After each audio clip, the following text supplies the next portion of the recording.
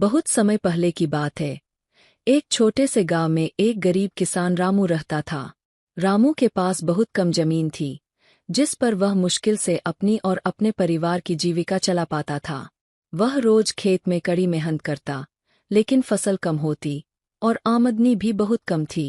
एक दिन रामू खेत में काम कर रहा था, तभी उसे जमीन के अंदर कुछ चमकता हुआ दिखाई दिया। उसने उत्सुकता से उस स्थान को खोदा और देखा कि वहाँ एक छोटा सा सुनहरा सूरज जैसा कुछ था। रामू ने उसे उठाया और घर ले आया।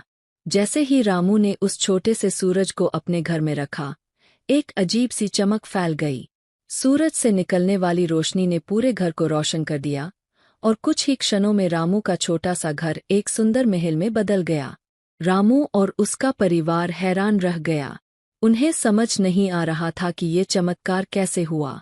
अगले दिन जब रामू ने अपने खेत में देखा, तो वह भी हरा भरा हो गया था और उसमें लहलहाती फसलें उग आई थीं।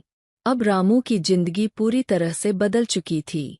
गांव के लोग इस बदलाव से अचंभित थे।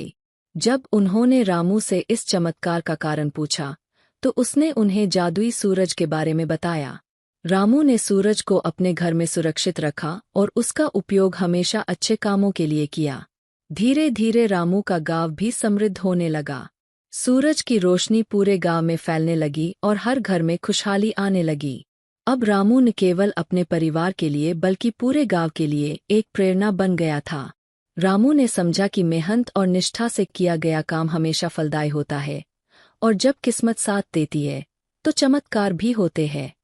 जादुई सूरज की वजह से रामू और उसके गांव की जिंदगी हमेशा के लिए बदल गई। इस तरह एक गरीब किसान रामू की कहानी एक सीख देती है कि मेहनत और सच्चाई के साथ अगर किस्मत का साथ मिल जाए तो कुछ भी संभव है।